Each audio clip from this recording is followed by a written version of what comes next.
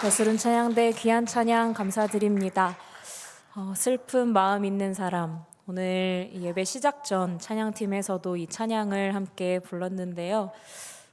슬픈 마음 있으신 분들 계시면 오늘 이 예배 자리에서 하나님께서 그 마음의 소망과 기쁨을 회복시켜 주시기를 빕니다.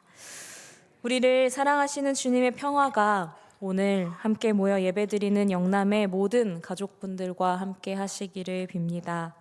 우리 함께 인사 나누겠습니다. 예수 그리스도가 오셨습니다. 예수 그리스도가 오셨습니다. 한 번 더 인사하겠습니다. 당신을 위해 오셨습니다. 당신을 위해 오셨습니다. 마지막으로 우리를 위해 오셨습니다. 우리를 위해 오셨습니다. 아멘. 그렇습니다. 예수님께서 우리를 위해 이 땅에 오셨습니다. 우리의 무엇을 위해 오셨습니까? 우리의 죄인인 우리의 구원을 위해서 오셨습니다. 오늘은 2024년의 마지막 주일입니다. 달력상으로는 돌아오는 수요일 1월 1일에 새해가 시작되지만 우리의 새해는 이미 대강절과 함께 시작되었습니다. 이 그리스도의 생애 주기를 기준으로 한 교회력과 그리고 지구의 자전과 공전을 기준으로 한 태양력은 서로 다른 기준에서 시작됩니다. 이것은 단순히 이 달력상의 시간적 차이만을 말하지 않습니다. 이 시간의 간극은 그리스도인들에게 하나님 안에서 사는 사람들이 가져야 할 삶의 자세를 상징적으로 보여줍니다. 대강절을 지키며 한 해의 시작을 먼저 연 우리 그리스도인은 세상보다 앞서 준비하는 사람이 되어야 합니다. 무엇을요? 다시 오실 예수님의 때를 말입니다. 얼마 전에 길을 가다가 벌써 이 목련나무에 꽃봉오리가 이렇게 맺힌 것을 봤습니다. 또 이렇게 올라오다 보니까 여기 2층 계단으로 올라오시다 보면 옆에 창에 라일락 나무가 있는데 혹시 오늘 보신 분 계신가요? 거기에도 이렇게 꽃봉오리가 벌써 맺혔더라고요. 이 만물이 봄을 벌써 준비하고 있는 것을 우리는 알 수 있습니다. 이 자연으로부터 참 살아가는 삶의 자세와 지혜를 배우는 것 같습니다. 우리는 대강절 기간 동안 이 성탄을 기다리면서 예수 그리스도의 오심을 준비했던 여러 믿음의 조상들의 이야기를 통해 오늘날 우리가 어떻게 주님 오실 길을 준비해야 하는지 배웠습니다. 하나님께서는 구약시대의 수많은 사람들로부터 또 마리아와 요셉을 비롯하여 사가랴, 엘리사벳, 세례 요한까지 이 하나님의 구원 역사에 수많은 사람들을 초대하여 부르셨고 그분의 오실 길을 준비하게 하셨습니다. 다시 오실 예수님을 기다리시는 여러분, 이제 하나님께서는 당신의 구원의 역사에 우리를 초대하시고 다시 오실 예수님의 때를 준비하는 이 귀한 일을 우리에게 맡기셨습니다. 따라서 그 구원의 역사에 참여하는 우리는 늘 먼저 깨어있는 삶을 살아야 합니다. 오늘 본문 골로새서의 말씀은 우리에게 이러한 준비된 삶의 자세를 가르쳐 줍니다. 우리는 살면서 준비할 일이 참 많습니다. 취업 준비, 노후 준비, 이 다가올 미래의 때를 위해서 현재에 필요한 것들을 잘 갖추는 것을 준비라고 합니다. 그러나 이 준비라는 것은 단순히 미래를 위한 것만이 아닙니다. 물질적으로 안정적인 노후 준비를 위해서 젊은 시절에 수단과 방법을 안 가리고 열심히 일만 하다가 건강이 다 상해버린다면 젊은 날의 수고는 그 의미를 잃습니다. 이런 의미에서 준비라는 것은 장차 올 미래와 연결될 현재의 순간을 충분히 사는 것을 말합니다. 준비는 미래를 위한 것만이 아니라 현재의 시간을 충분히 사는 것을 포함합니다. 우리에게 이 삶이란 바로 성령으로 충만한 삶을 이야기하겠죠. 사랑하는 여러분, 우리는 왜 이 준비된 삶을 살아야 할까요? 그것은 그리스도인에게 구원이란 단순히 개인적인 구원에 그치는 것이 아니기 때문입니다. 우리는 하나님 나라를 사는 백성이고 하나님 나라는 개인적인 삶이 아닌 공동체적인 삶을 사는 곳입니다. 요한복음 13장 34절, 35절 말씀을 함께 보겠습니다. 새 계명을 너희에게 주노니 서로 사랑하라. 내가 너희를 사랑한 것 같이 너희도 서로 사랑하라. 너희가 서로 사랑하면 이로써 모든 사람이 너희가 내 제자인 줄 알리라. 아멘. 그리스도인에게는 하나님의 사랑을 전하고 또 실천해야 하는 의무가 있습니다. 소명이 있습니다.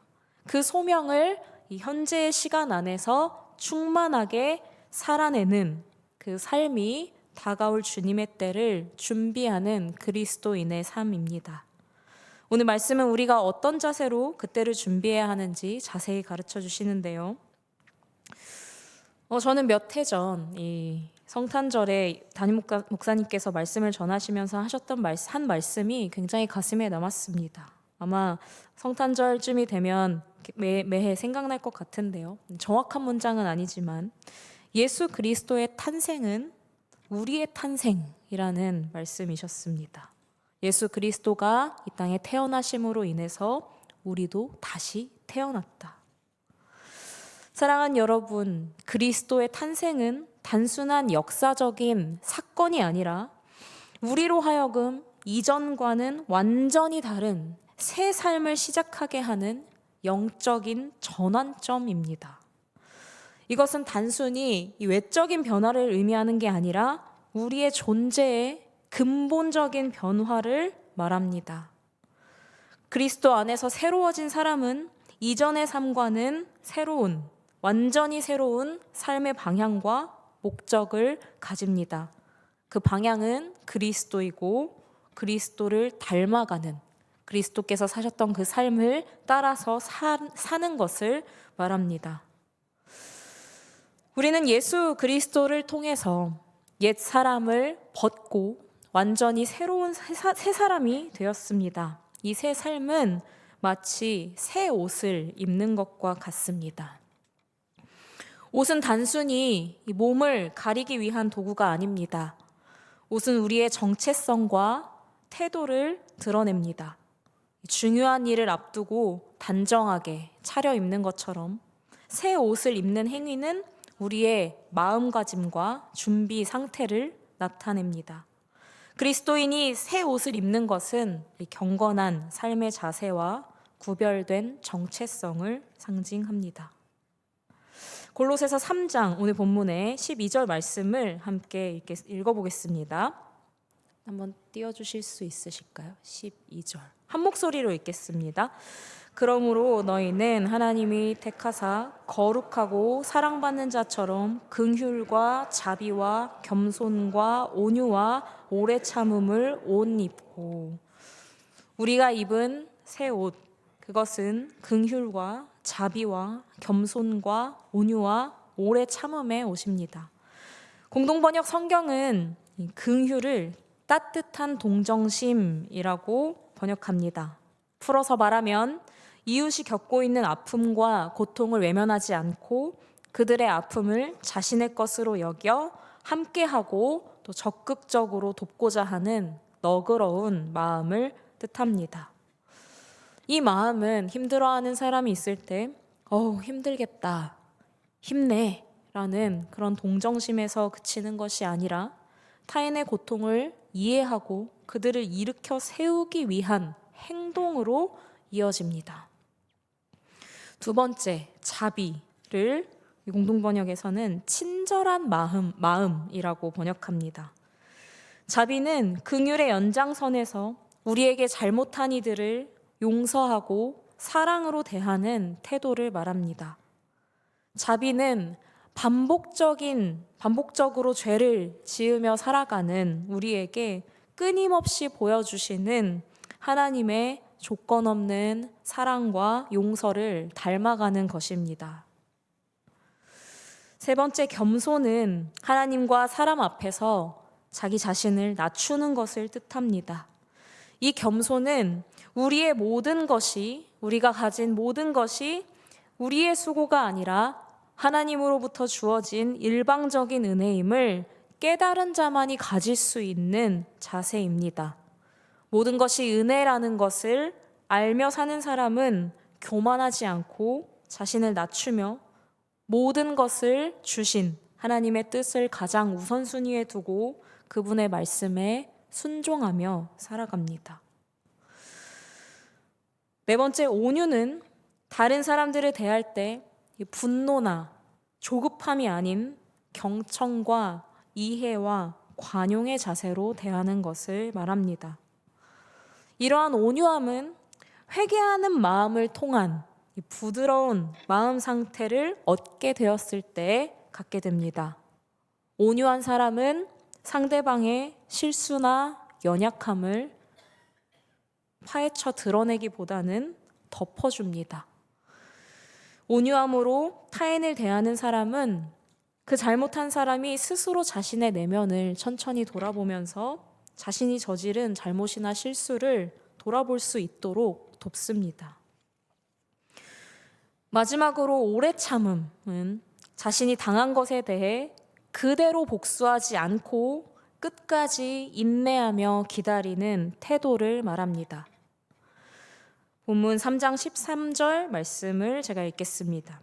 누가 누구에게 불만이 있거든 서로 용납하여 피차 용서하되 주께서 너희를 용서하신 것 같이 너희도 그리하라고 하십니다. 상대방이 자신을 비난한다고 할지라도 이 당장 달려가서 되갚아주고 싶은 이 복수의 유혹을 뿌리치고 너그러운 마음으로 이해하고 선하신 하나님의 때를 신뢰하며 사랑으로 반응하는 그 은혜를 베푸르라는 말씀입니다. 이렇게 하나님께서는 우리에게 긍휼과 자비와 겸손과 온유와 오래 참음의 옷을 주셨습니다. 여러분 오늘 다 이 옷 입고 오셨나요?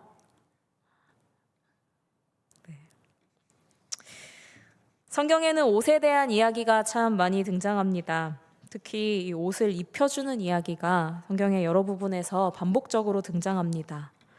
창세기 37장 3절에서 야곱은 요셉을 특별한 아들로 여겨서 그에게만 예쁜 채색 옷을 입혀줍니다. 37장 3절 말씀인데요. 요셉은 노년에 얻은 아들이므로 이스라엘이 여러 아들들보다 그를 더 사랑함으로 그를 위하여 채색 옷을 지었더니. 그리고 두 번째 사무엘상 2절을 한번 보겠습니다. 사무엘상 2장에서 한나는 어린 사무엘을 위해서 매년 겉옷을 지어서 입혔습니다.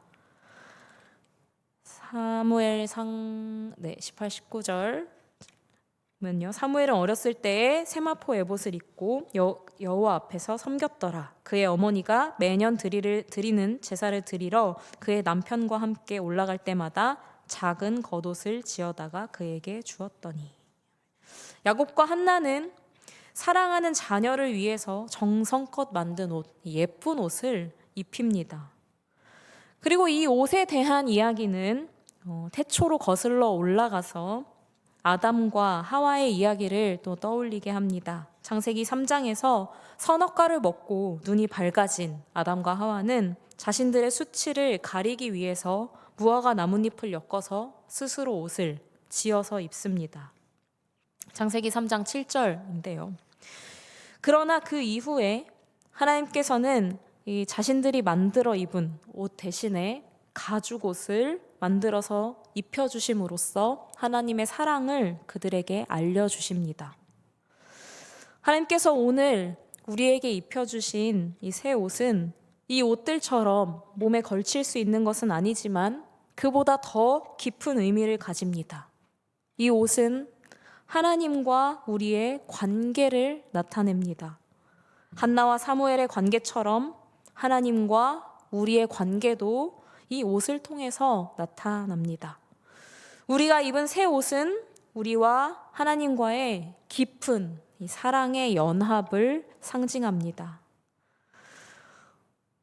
여러분, 사람이 태어날 때는 아무것도 입지 않고 태어납니다. 하지만 태어나면 곧바로 누군가의 손길로 몸이 깨끗하게 닦여지고 그리고 옷도 입혀집니다.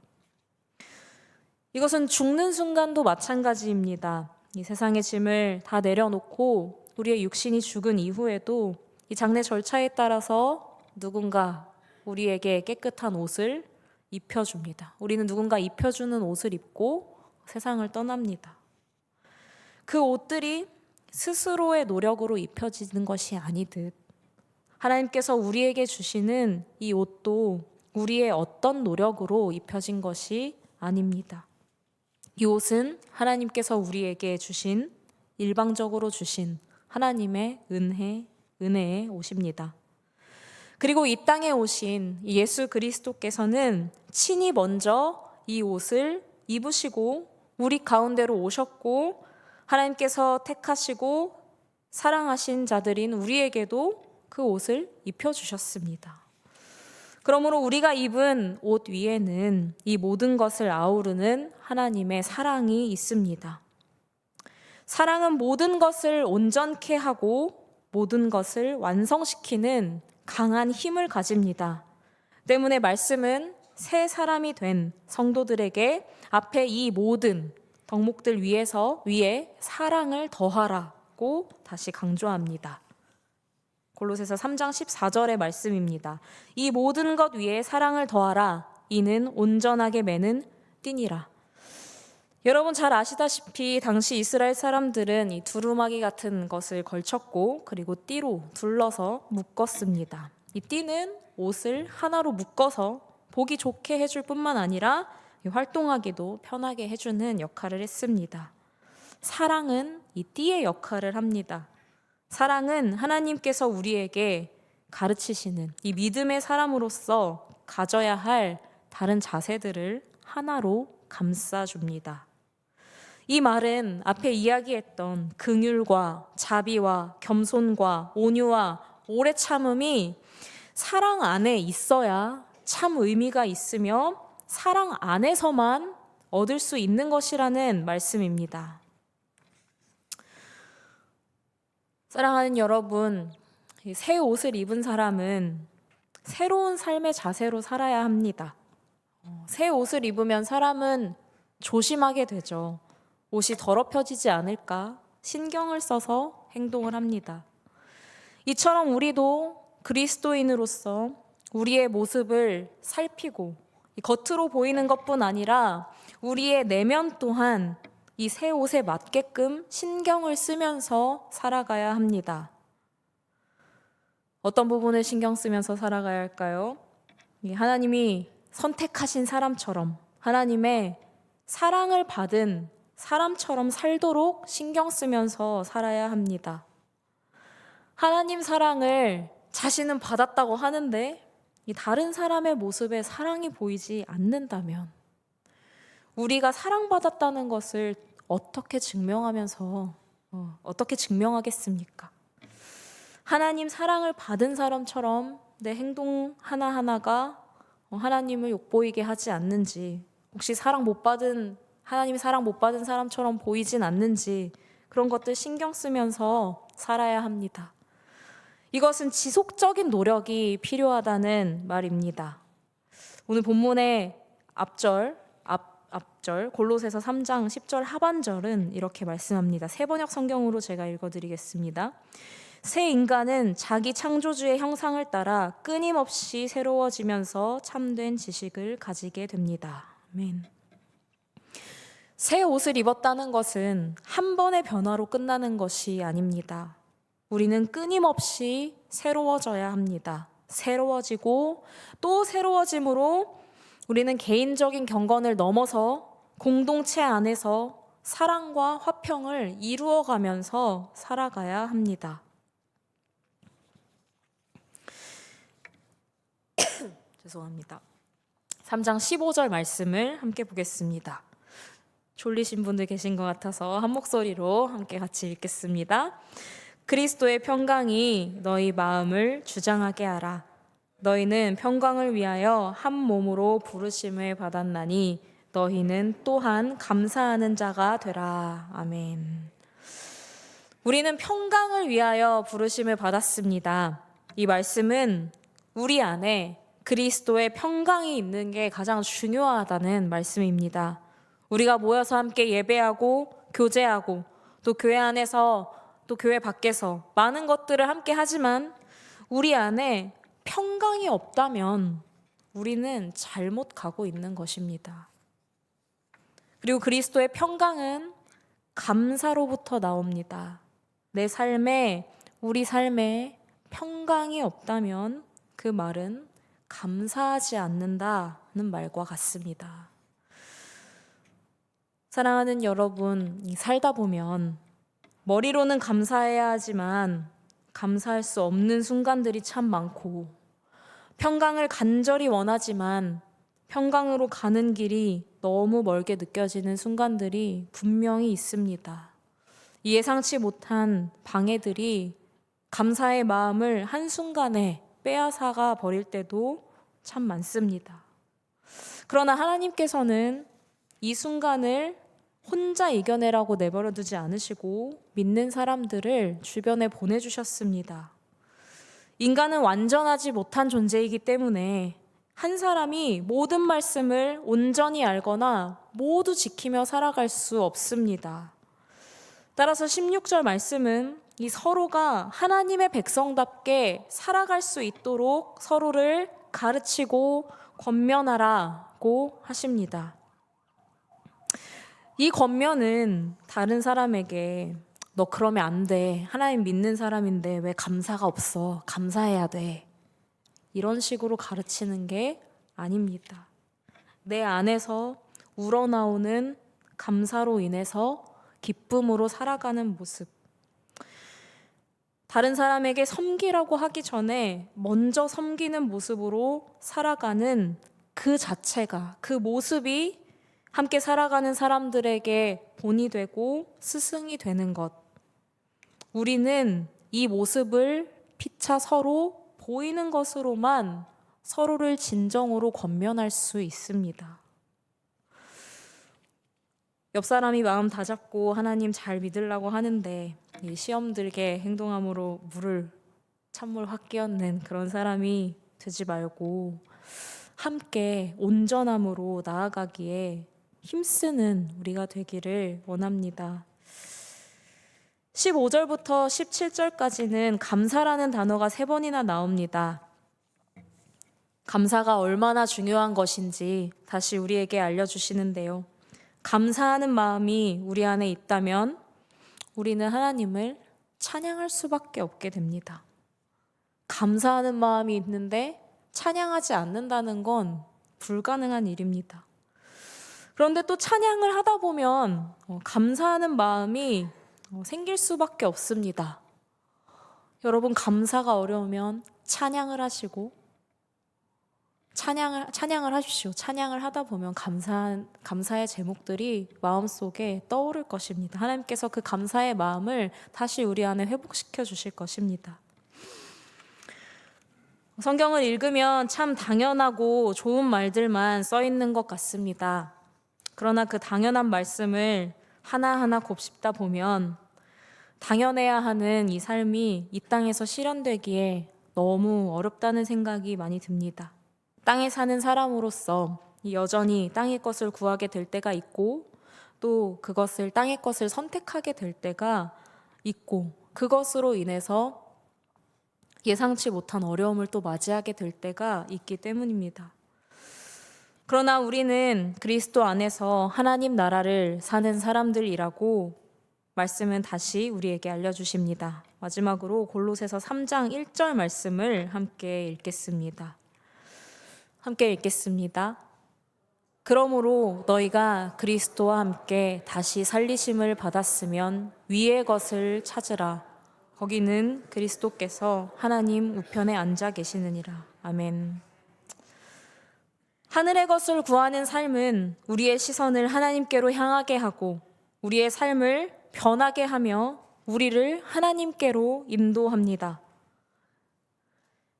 사랑하는 여러분, 하나님께서 우리의 삶을 죽음에서 생명으로 옮기시고 그에 맞는 새 삶의 옷을 주셨습니다.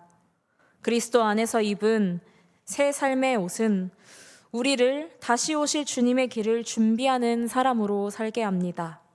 이 삶을 충만하게 살아갈 결단을 오늘 이 시간 다시 새롭게 하시기 바랍니다. 올해의 끝자락에서 그리고 교회력의 시작점에서 새로운 옷을 입고 새로운 삶을 살기로 다시 다짐합시다. 하나님께서 주신 긍휼과 자비, 겸손과 온유, 오래 참음의 옷을 입고 그 위에 사랑의 띠를 둘러서 하나님의 사랑받는 자답게 살아가는 우리 모두가 되었으면 좋겠습니다. 그래서 우리 스스로 화평하고 또 우리 주변을 화평하게 만드는 사람이 됩시다. 감사와 찬양이 내 입에 넘치고 우리가 모일 때 이 감사와 찬양이 항상 넘쳐나는 영남교회가 되기를 바랍니다. 아멘. 우리 함께 말씀을 기억하시면서 잠시 마음을 모아 1분 동안 기도하시겠습니다.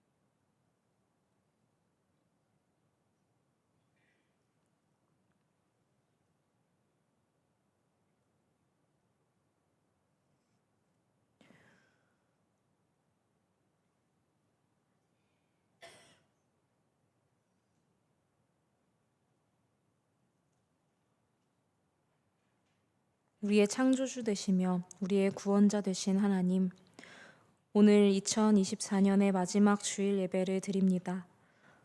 지난 한 해 하나님께서 우리에게 베풀어 주신 크신 은혜에 감사와 찬양을 올려드립니다. 세상의 한 해는 이제 마무리되지만 그리스도인으로서의 새해는 이미 시작되었으니 하나님, 우리가 흘러가는 시간을 쫓아가는 사람이 아니라 그보다 먼저 가며 그리스도인으로서 우리의 정체성과 삶의 방향을 늘 기억하며 다시 오실 예수님의 때를 준비하며 살아가는 우리가 되도록 도와주옵소서. 우리를 택하시고 사랑하여 주심에 감사드립니다. 이 땅에 오신 예수님을 통해 사랑으로 우리에게 덧입혀 주신 옷을 입습니다. 우리가 긍휼과 자비, 겸손과 온유, 오래 참음의 옷을 하나님께서 주셨으니 이 옷을 입고 서로를 용납하고 용서하는 사랑의 마음을 가진 자로 살아가도록 도와주옵소서. 무엇보다 그리스도의 평강이 우리의 마음을 다스리게 하여 주시고 감사와 찬양이 우리의 입술과 마음에서 마르지 않는 삶을 살게 하여 주옵소서. 무엇을 하든지 말과 행동으로 주님의 말씀을 실천하며 우리의 모든 삶 속에서 그리스도의 향기를 드러내는 자들이 되게 하여 주옵소서. 이제 다시 일상으로 돌아갑니다. 주어진 삶 속에서 늘 감사하며 바쁠 때일수록 기도하게 하시고 하나님께 위로를 구하는 만큼 남을 위로하게 하시며 은혜 주시기를 기도하는 만큼 이웃에게 베풀며 살아가는 우리 모두가 되게 하여 주십시오. 예수님의 이름으로 기도드립니다. 아멘. 찬송가 436장